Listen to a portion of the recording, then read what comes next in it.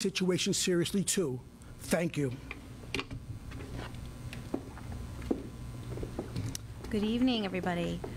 So as the mayor and the police commissioner have just been outlining, we've observed, and you all have as well, a really concerning escalation of activity associated with campus protests broadly, and in particular with Columbia University over the past 24 hours.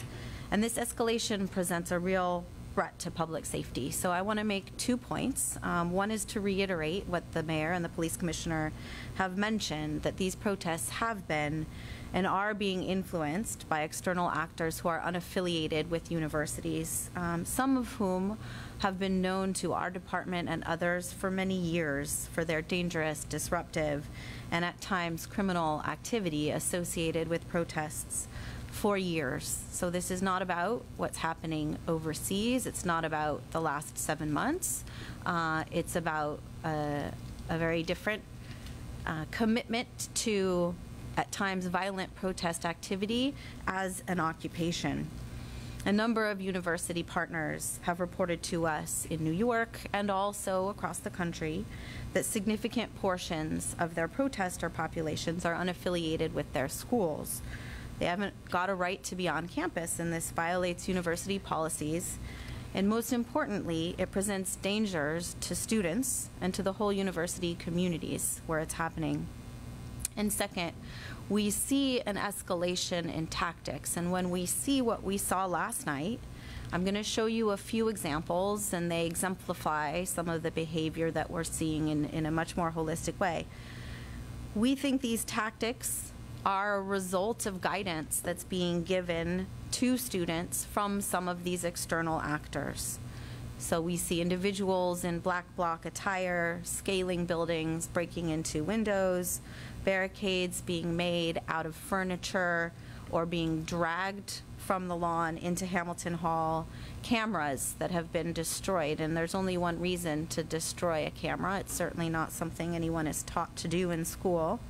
De-arresting tactics being encouraged, property destruction, signs being fortified into shields, reports of physical altercations between individuals, and other forms of intimidation.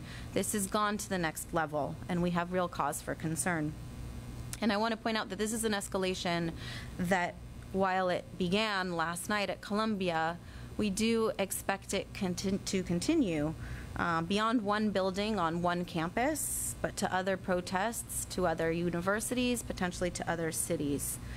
We are in constant dialogue with Columbia University officials as well as other partners, and we are, as always, fully prepared to respond. So we want to reiterate that our priority is and always will be public safety for all. And I'm going to show you what is a 2-minute video clip. And again, some of this may be a little bit hard to interpret, but it shows us who've been looking at this stuff for quite some time 2 things. One is the presence of some external folks who are not affiliated with school, and the second is the evolution and the change in tactics that we witnessed last night. So if we could go ahead and play the video. There's a little bit of sound, which I'll try to narrate over.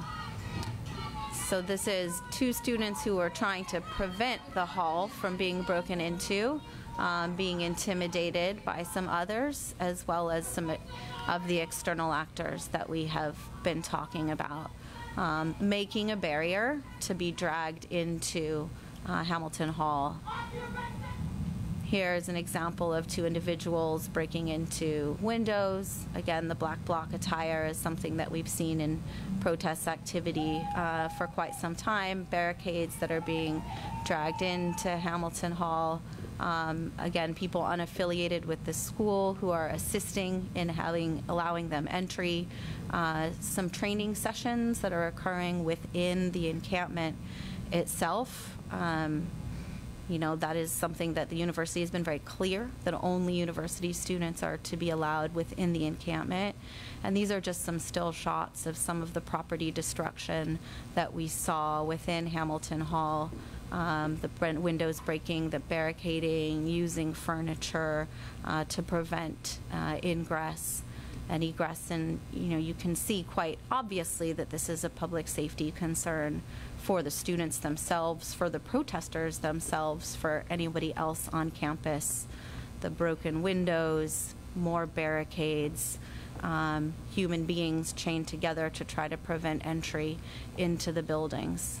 So this is far beyond First Amendment protected speech and peaceful protest, which has been a key element of some of these things over the last few months.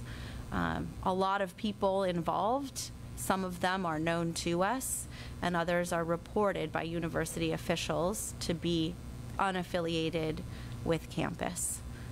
So that is why we are urging people to take this opportunity to leave Hamilton Hall, and just to reiterate that we are here to make things and keep things safe for our